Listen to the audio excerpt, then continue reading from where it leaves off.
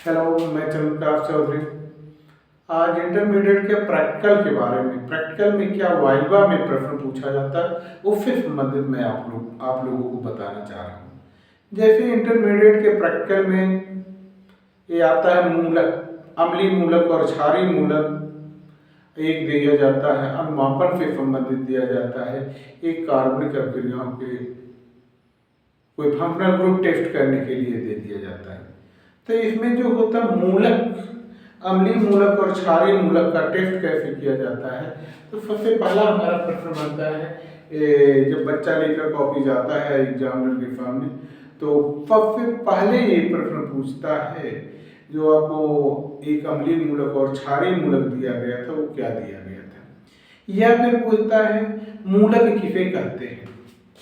मूलक इसे कहते हैं तो आप कह सकते हो तत्व या परमाणुओं का ऐसा समूह, तत्व या परमाणुओं का ऐसा समूह जो कि रासायनिक क्रियाओं में एक यूनिटी के रूप में व्यक्त किया जाता है और वो अस्तित्व में बहुत कम समय के लिए, अस्तित्व में स्वतंत्र रूप से बहुत कम समय के लिए उपलब्ध होता है, मूलक कहलाता है। दूसरी बात ये मूलक हो जाने के बाद में तो ये दोबारा प्रश्न होता है अम्लीय मूलक या क्षारीय मूलक जिसे कहते हैं। तो दूसरा प्रश्न एग्जामिनर ये करता है अम्लीय मूलक किसे कहते हैं।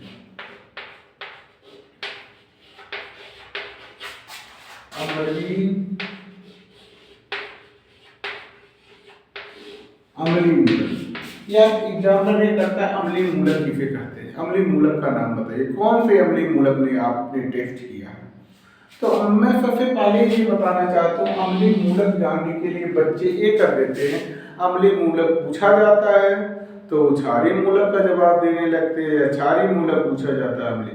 तो इसको मैं बहुत क्लियरिटी के रूप में ये बताना चाह रहा हूँ, क्लियर कर दीजिए। जैसे यहाँ लिखा अम्लीय मूलक, तो अम्लीय मूलक का नाम होता है एसिडिक रेडिकल।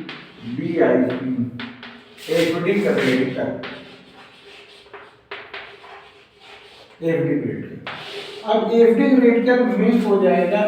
ए से मैं लेता हूँ कोई भी परमाणु जो होता है जिस पर निगेटिव चार्ज बनाया हो, जैसे निगेटिव एनायनिक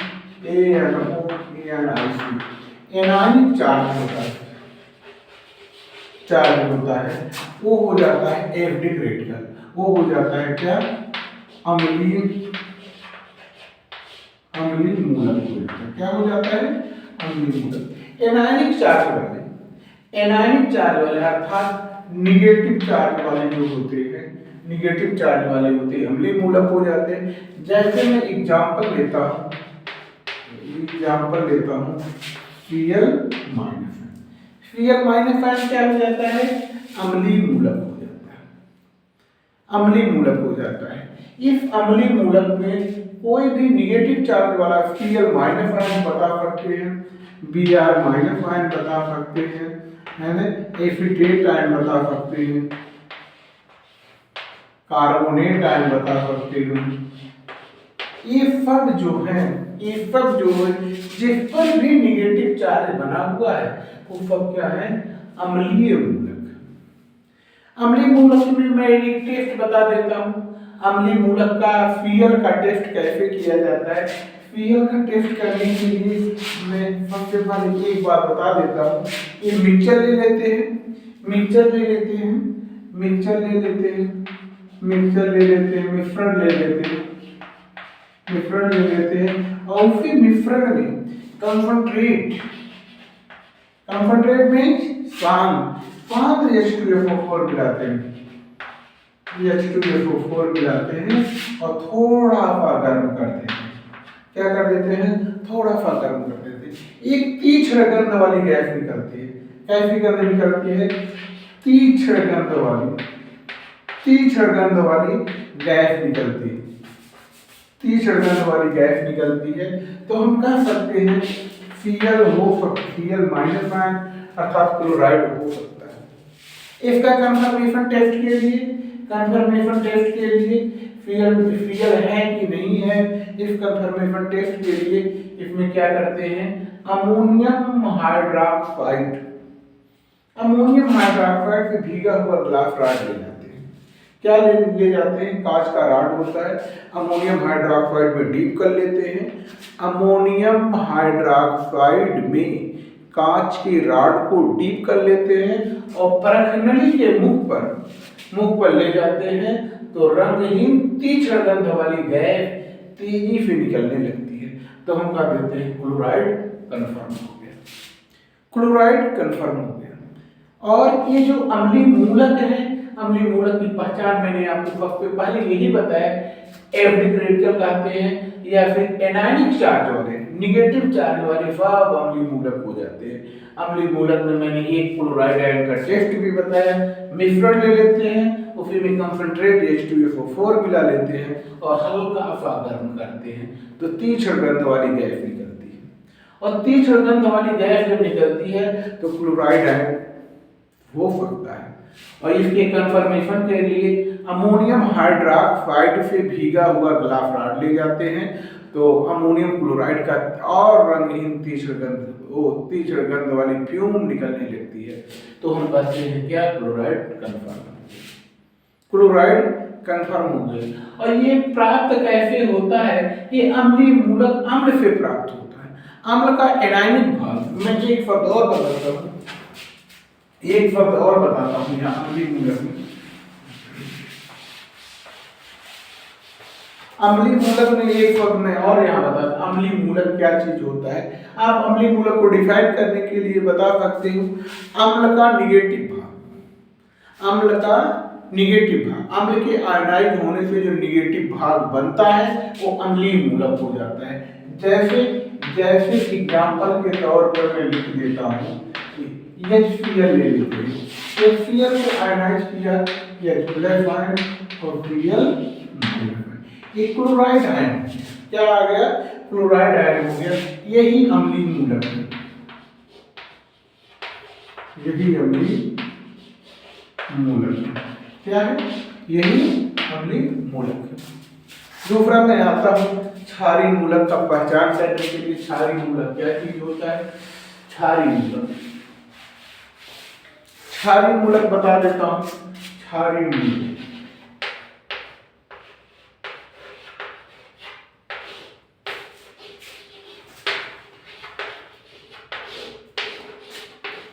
क्षारीय मूलक क्या चीज होता है, आपसे कोई पूछता है क्षारीय मूलक क्या हो, आप कह दीजिए क्षार से प्राप्त, कोई भी क्षार से प्राप्त धनावेशित भाग को, क्षार से प्राप्त धनावेशित भाग को क्षारीय मूलक कहते हैं।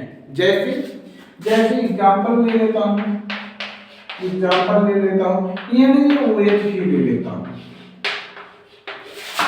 NaOH में Na+ आयन और OH- आयन, ये हमारा Na क्या हो जाएगा, क्षारीय मूलक हो जाएगा, क्षारीय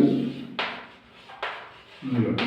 एक और बहुत पॉपुलर क्षारीय मूलक का नाम बताते हैं, अमोनियम हाइड्रॉक्साइड। ये लेता हूँ, क्षार इसको लेता हूँ और इसको आयनाइज करता हूँ, प्लस आयन आ गया और OH-, ये भी क्षारीय मूलक है।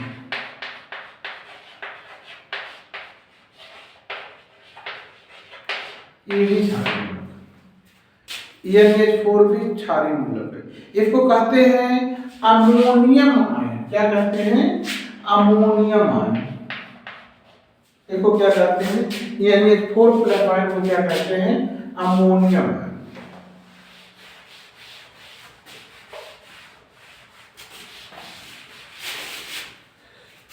NH4 यहाँ पर मैंने लिखा अमोनियम H4 OH को मैं आयनाइज किया, NH4 OH-, इसको कहते हैं अमोनियम आयन।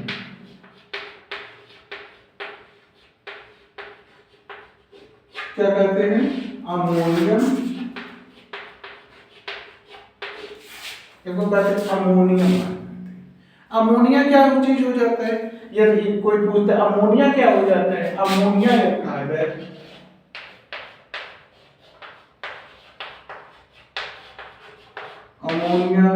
अमोनिया मीन्स हो जाएगा NH3। अमोनिया अमोनियम में अंतर यही है, इसको कहते हैं अमोनियम आयन NH4 पर प्लस आयन, अमोनिया कहते हैं NH3। दोनों का हाइब्रिडाइजेशन, दोनों का फंकरण जो होता है, फंकरण जो होता है sp3, दोनों का फंक्शन क्या होता है sp3 होता है। मान लीजिए मैं टेस्ट बता देता हूँ कैसे टेस्ट किया जाता है, इसका मैं टेस्ट एक का बता दूं, टेस्ट कैसे किया जाता है, इसका परीक्षण कैसे किया जाता है। NH4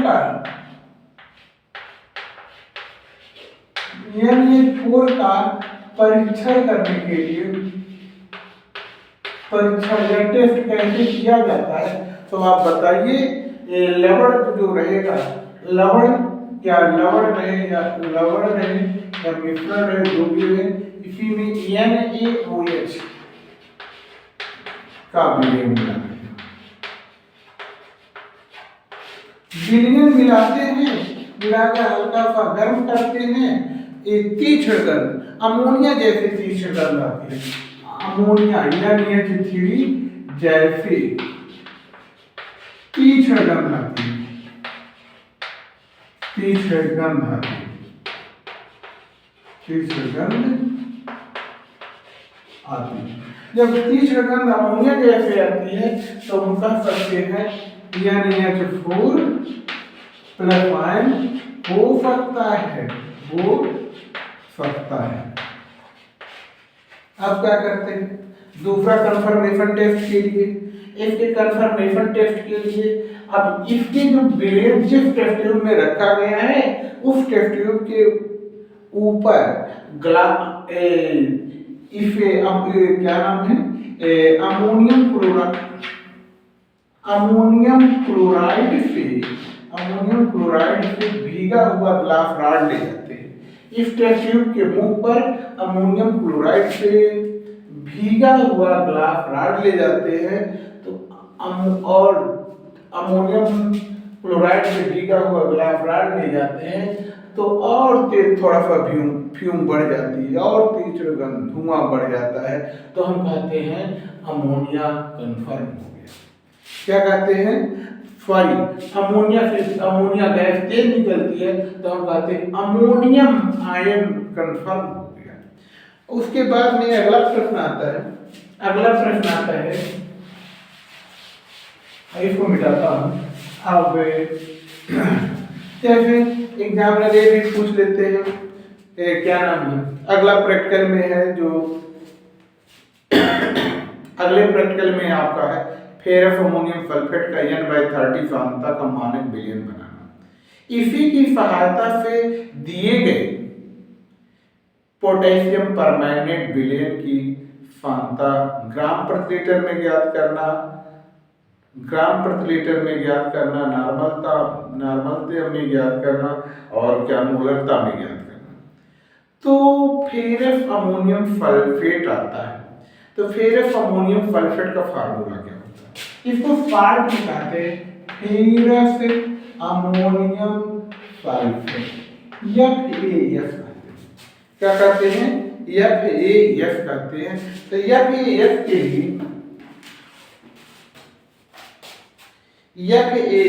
लिए फेरस अमोनियम सल्फेट कहते हैं, या एक नाम और होता है इसको मोहर लवण भी कहते हैं। Ferrous ammonium sulphate, ferrous ammonium sulphate या मोहर लवण भी कहते हैं।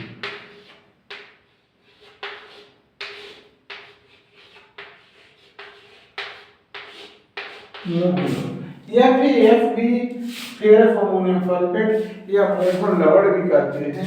इसके फार्मूला के लिए क्या हो जाएगा, फार्मूला क्या हो जाएगा, सूत्र क्या हो जाएगा, बता, बच्चों से पूछा जाता है सूत्र क्या है, तो बच्चे बताते हैं FeFO4 FeFO4 FO4 NH4 का होल ट्वाइस NH4 का होल ट्वाइस FeFO4 NH4 का whole twice into FO4 into 6H2 FeFO4 NH4 का whole twice FO4 into 6H2O FeFO4 NH4 का whole twice FO4 into 6H2O इसी को कहते हैं मोहर लवण। मोहर लवण कहते हैं। मान लीजिए ये आ जाए फार्मूला, अब इसी का n/30 नॉर्मलता का विलयन बनाना है। तो नॉर्मलता, फिर प्रश्न आता है नॉर्मलता किसे कहते हैं? 1 लीटर विलयन में विलेय के ग्राम तुल्यांकों की संख्या को नॉर्मलता कहते हैं। 1 लीटर विलयन में विलेय के ग्राम तुल्यांकों की संख्या को विलयन की नॉर्मलता कहते हैं। मोलरता आ जाएगा, मान लीजिए मोलरता कह दिया, मोलरता किसे कहते हैं? तो आप सीधे जवाब दीजिए 1 लीटर विलयन में विलेय के मोलों की संख्या को मोलरता कहते हैं। मोलरता कहते हैं। मान लीजिए n/30 नॉर्मलता का मानक विलयन बनाना है फिर अमोनियम सल्फेट के लिए, इसके लिए कितना ग्राम तोड़ना पड़ेगा हमें? n मान लीजिए मैं 250 ml में n/30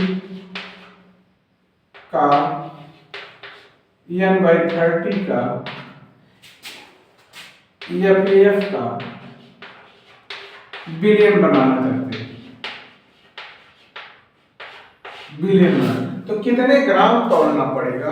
W बराबर फार्मूला होता है W बराबर NeV/1000। कोई भी फार्मूला किसी पदार्थ की कितनी मात्रा तोड़ना पड़ेगा उसके लिए W बराबर NeV/1000 करके मैं इसी फार्मूले पर करके निकाल लेता हूँ। जैसे इसका बनाना है n बराबर क्या होता है? n बराबर नॉर्मलता हो जाएगा। E बराबर क्या होता है? तुल्यांकी भार। क्या E बराबर क्या होता है? तुल्यांकी भार। फेरस अमोनियम सल्फेट का तुल्यांकी भार 392 होता है। 392 होता है। 392। तो W बराबर V के जगह पर मैं इतना लिखूंगा, W बराबर मैं लिख देता हूँ n 1/30 हो जाएगा गुणे E 392 हो जाएगा गुणे 250 बटे 1000। तो 25 चौका 100 हो जाता है, 4 हो गया। तो 4 से इसको काट देता हूँ, 4 8 4 9 36 हो जाता है, 9 गया यहाँ 36 4 9 36 हो गया, 36 37 38 और 4 8 32 हो गया, ये 98 आ गया।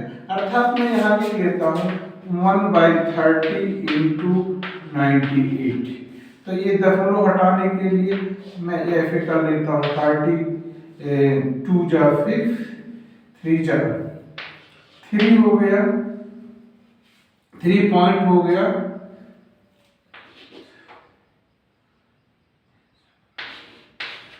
कितना? अर्थात हो जाएगा 3.266 ग्राम आपको वेट करना पड़ेगा।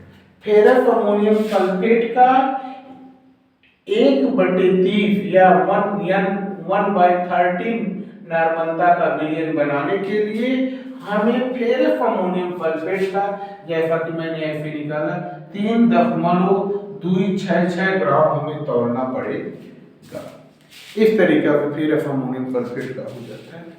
अगला चीज जो आता है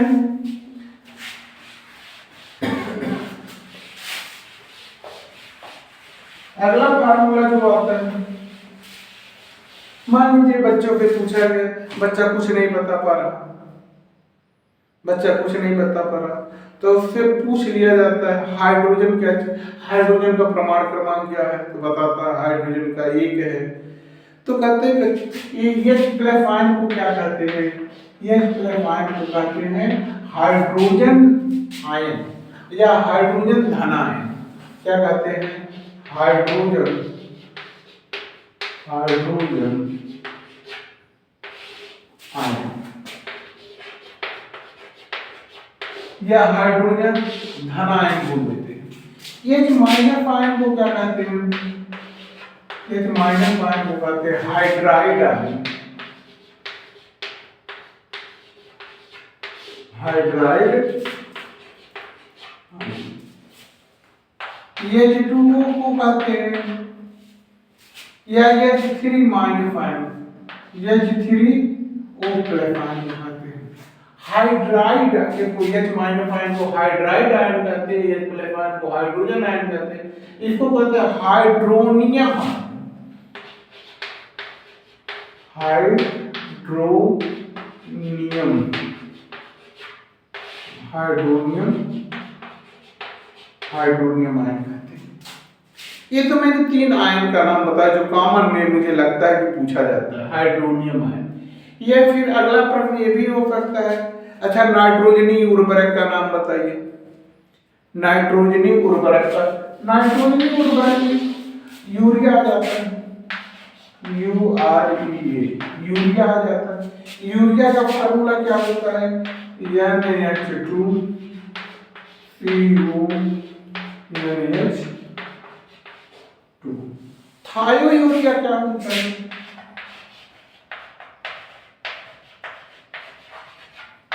थायो यूरिया क्या होता है, थायो यूरिया का फार्मूला हो जाता है NH2 यहाँ सल्फर हो जाता है और NH2। ये थायो यूरिया हो गया, ये यूरिया हो गया, वो थायो यूरिया हो गया। अंतर है, सल्फर यूरिया में ऑक्सीजन यहाँ लगा होगा, थायो यूरिया में यहाँ पर सल्फर लगा होगा। तो एक प्रश्न में और बताता हूँ, उसके बाद फिर अगला प्रश्न आता है,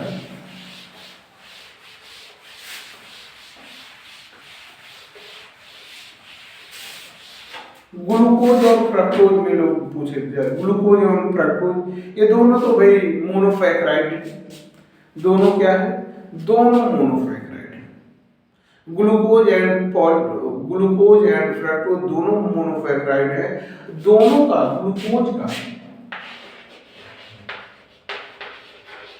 ग्लूकोज एंड फ्रक्टोज दोनों क्या है, मोनोसैकराइड।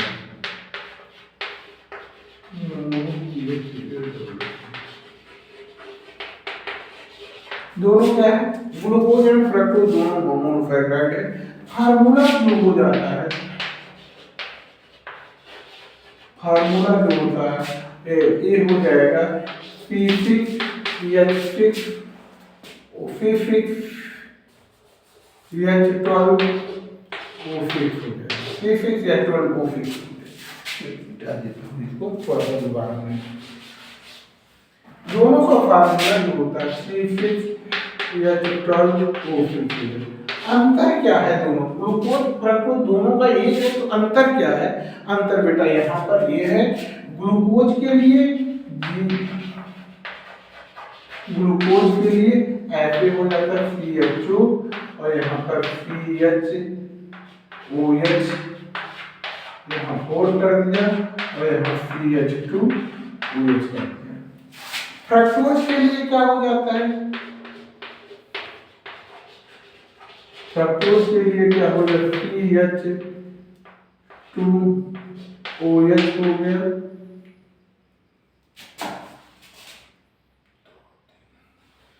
और यहाँ पर हो जाएगा ऐसे CO हो जाएगा, यहाँ पर COH ऐसे 3 हो जाएगा CH2OH। ये फ्रक्टोज, ये ग्लूकोज के लिए लिखा, ये फ्रक्टोज के। ग्लूकोज और फ्रक्टोज का अणुसूत्र जो होता है, मॉलिक्यूलर फार्मूला जो होता है, मॉलिक्यूलर फार्मूला जो होता है MF कर सकते हैं, मॉलिक्यूलर फार्मूला दोनों सेम होता है। ग्लूकोज और फ्रक्टोज का मॉलिक्यूलर फार्मूला जो होता है और सूत्र जो होता है दोनों का सेम होता है, C6H12 दो फिक्स होता है, लेकिन अंतर क्या होता है? ग्लूकोज को ऐसे लिखा जाता है, इसमें एल्डिहाइडिक समूह आ जाता है, एल्डिहाइडिक समूह होता है और हाइड्रॉक्सी समूह होता है, एल्कोहलिक समूह होता है, जबकि फ्रक्टोज में कीटोनिक समूह होता है। क्या अंतर होता है? कीटोनिक समूह, ग्लूकोज में एल्डिहाइडिक समूह, फ्रक्टोज में कीटोनिक समूह, और सूत्र दोनों का सेम होता है। इसी तरीके से जो प्रश्न पूछे जाते हैं मैं फिर अगला वीडियो देखिए बनाता हूँ, कल बनाता हूँ और पहले को डालता हूँ। ठीक, थैंक यू।